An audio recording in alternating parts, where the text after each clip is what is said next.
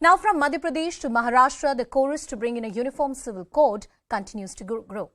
Madhya Pradesh Chief Minister Shivraj Singh Chauhan has stated that a committee will be constituted to oversee the implementation of UCC, or the Uniform Civil Code. You also have Maharashtra Deputy Chief Minister Devendra Fadnavis, who has stated that Constitution has put a responsibility on the government to bring Uniform Civil Code into existence. Until now, Goa is the only state to have Uniform Civil Code on some aspects which pertain to inheritance, marriage, divorce and other aspects that cover the broad umbrella, that come under the broad umbrella of the Uniform Civil Code.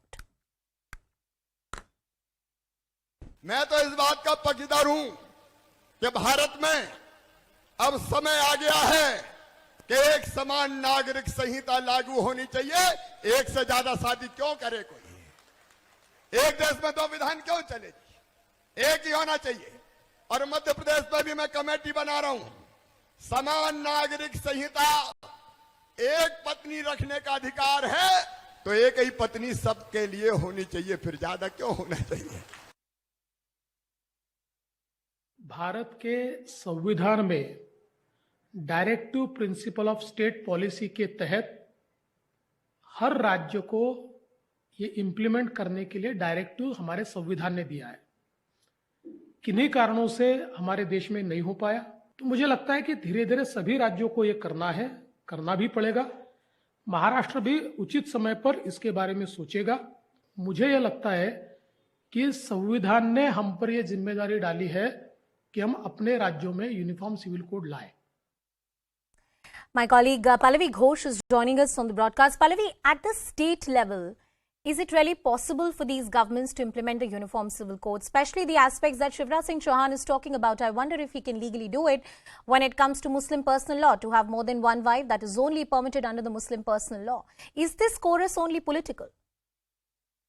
Well, it is certainly going to be seen largely as political, because if you look at the manifesto of the BJP, especially in the poll-bound state, it does mention the easy implementation of the Uniform Civil Code. Bang in the middle of the Himachal elections, you had BJP's top leaders, ministers talking about implementation of bringing the UCC. You're talking about Gujarat also, in Uttarakhand also, in Madhya Pradesh as well.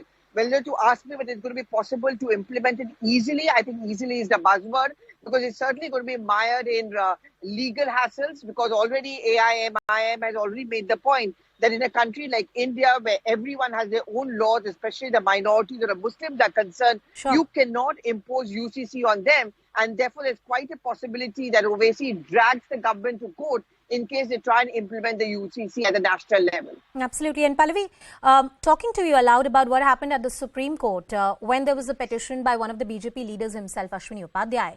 The government went to the court and said, look, this is a matter that pertains directly to the executive and the court should not interfere into this. In fact, the Supreme Court has been asking the government many times, when are you going to implement the Uniform Civil Code?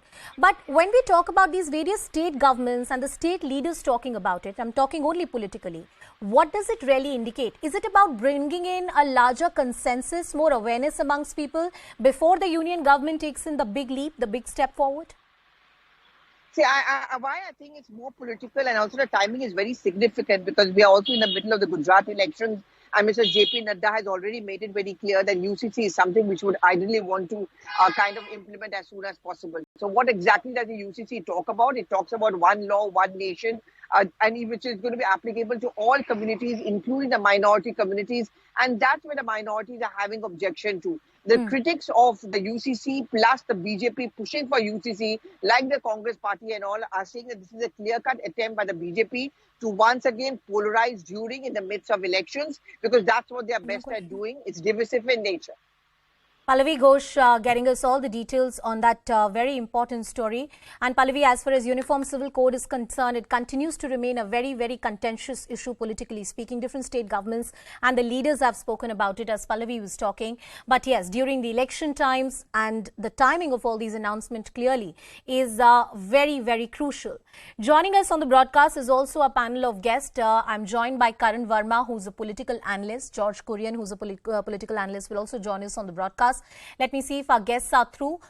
Karan, coming to you first, when it comes to the Uniform Civil Code, the idea is very appealing. Clearly, in a liberal democratic country like India, we must have a uniform civil code. But under that umbrella of UCC are a lot of complexities. Even there is no one law, there is no one singular law for everyone to get married. There is the Hindu Code Bill, then you have the Christian Marriages Act, then the Muslims have their customary law, different communities have their customary law. Easier said than done. Oh, absolutely. And it's easier said than done, which is why it's taking a lot of time. It requires deliberations. It requires a wider consultation. But the Supreme Court is very clear. It said in 2015, and I quote, there cannot be a separate law for separate communities. And we've had various instances from Shah Bano to Shaira Bano where exploitation has happened in the absence of a UCC. So it is the need of the hour. And our constitution, it mandates for a uniform civil code as per Article 44 and Article 37. Let me tell you that. It clearly says that it is fundamental for the governance of this country. So